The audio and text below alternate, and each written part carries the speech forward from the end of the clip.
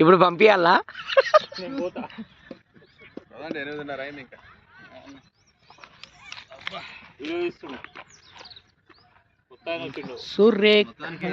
Energy బాగానే ఖర్చు పెట్టించారు, ఎనర్జీ బాగానే ఖర్చు పెట్టి వారానికి సరిపడా.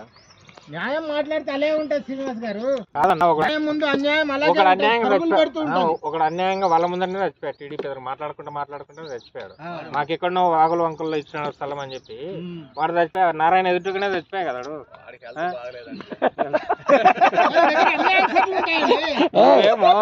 సీనన్న ఏమన్నా కరెక్ట్ మాటలు ఆన్సర్ లేదనుకో మనకి ఎందుకు బాబుజీ టైం వేస్ట్. ఇప్పుడు వచ్చేదా సచ్చేదా మనకి ఎందుకు బాబుజీ ఈ మాటలు. ఇక శాంతి దొరికితే మాత్రం వచ్చేస్తారు. ఈడేమో మంచి ప్లేసులలో ఎకరాలు తీసుకుంటారు. వానికేమో పొలాలు ఇచ్చడానికి వానికేమో 50,000 ఎకరాలు సార్. 50,000 ఎకరం ఎవరు? 50,000 ఎకరాలు ఎవరిది? జనాలు అసలు ఏమన్నా అర్థం ఉందా? ఎందుకు ఇస్తారన్నా చెప్పు, ఎందుకు ఇస్తారు?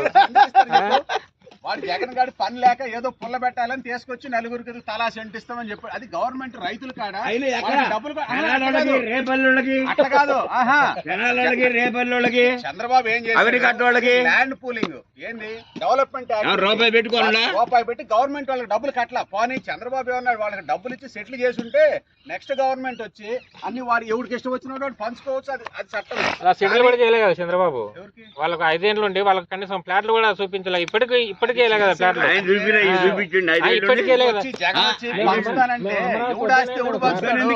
కావాలని చెప్పిన 30,000 ఎకరం కావాలని చెప్పిన అసెంబ్లీలో నిండు అసెంబ్లీలో. అది గవర్నమెంట్ ల్యాండ్, అది గవర్నమెంట్ ల్యాండ్ తీసుకోవాలి.